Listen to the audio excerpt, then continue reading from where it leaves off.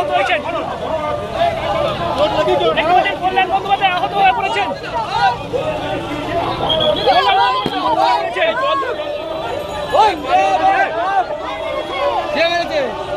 কে মারলো? কে মারলো? পানি পানি